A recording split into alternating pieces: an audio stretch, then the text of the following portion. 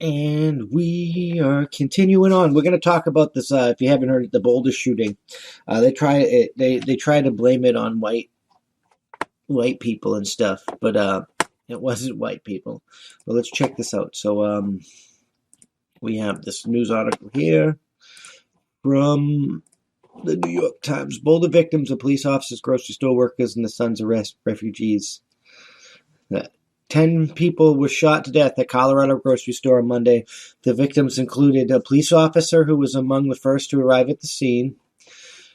10 people were killed on Monday when a gunman opened fire at a grocery store in Boulder, Colorado. The authorities said they included a Boulder police officer, a young grocery store worker, and a retiree filling orders for Instacart. Among the victims was Officer Eric Talley, 51, with the Boulder Police Department, who had responded to a barrage of 911 calls among the shooting. Authorities identified the 9 other people who were killed as Denny Strong, 20, Nevin Stanisic, I probably butchered that, 23, Ricky Olds, 25, Trelona Barlos Kabaka, 49, I'm bad with names, Susan Fountain, 59, Terry Leaker, 51, Kevin Mahoney, 61, Lynn Murray, 62, and Jody Walters, 65. Here is what we know so far about their lives. And we're going to talk about each one of these people because I think it's important that we should highlight the victims and not the damn fucking ass shooter, which wasn't white, by the way, even though they were going to say it's white. An 11-year-old Boulder Police Department, Eric Talley, was described as heroic by Chief Massey's Herald, the scene shooting Monday night. He was the first on scene, and he was fatally shot. Chief Herald said in the news conference, "The world lost a great soul," said Officer Talley's father, Homer Talley. He was a devoted father, 7 kids, the youngest of 7, and the oldest of 20, and his family was the joy of his life. Officer Talley joined the police force as a second career when he was 40. I like this story, actually. Quitting a job in cloud communications. He wanted to serve people, Mr. Talley said. It's a breath of fresh air that we're not, focusing on the fucking negative and shit, you know what? All kids want to be policemen. In many ways, he was a big kid. On Twitter, a woman described herself as the officer's sister, Kirsten, and she was heartbroken. "I cannot explain how beautiful he was and devastating losses. So many. Fly high, my sweet brother. You always wanted to be a pilot. Damn colorblindness sore." Rest in peace, bro. Chris Lane, who works at an AT&T store in Boulder, met Officer Talley after. So this is more about Officer Talley, right? We're not gonna. We're not going to be here forever if we keep going. So now we have Ricky Olds. She brought life to the family. We got this woman, 25-year-old, who loved outdoors, was a front-end manager at King Scoopers, where she had worked for about 7 or 8 years, her Uncle Robert Olds said. She was an energetic, bubbly, and happy-go-lucky young woman who brought life to the family, her uncle said, and she had persevered despite hardship. She was the oldest of 3 siblings and was raised by her grandparents in Lafayette, Colorado, he said. Mr. Olds described his niece as strong and independent woman who enjoyed hiking and camping. She liked spending time with friends and family and often accompanied him and her cousins to their baseball games. So let's move on. They said more about the officer.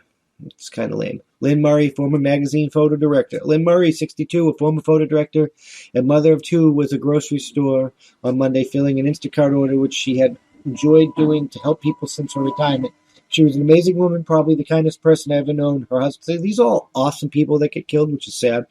Mrs. Murray was a former photo director for several magazines in New York. Her husband said the couple moved from New York in 2002 first to Stewart, Florida, and then to Colorado to raise their children. I just want her to be remembered as this amazing comet spending 62 years flying across the sky. That's just sad that people like these are gone.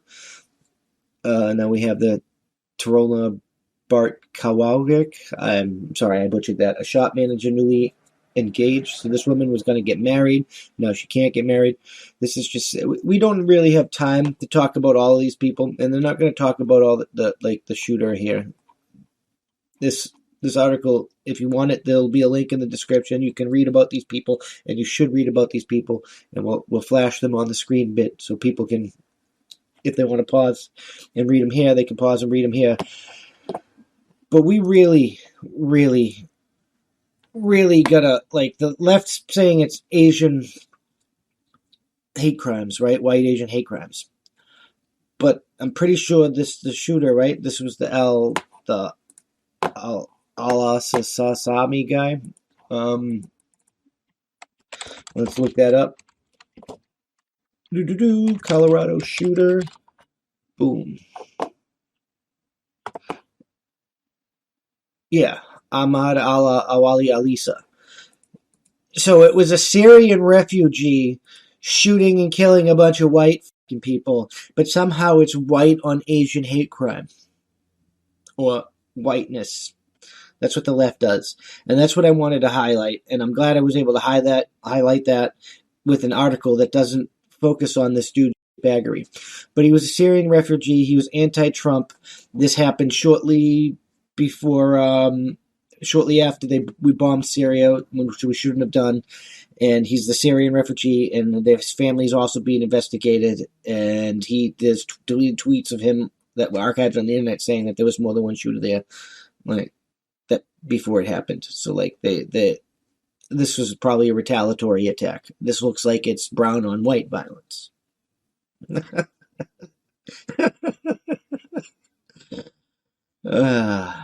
This black, white, brown, yellow polka dotted argument is retarded. It's just terrorists attacking people.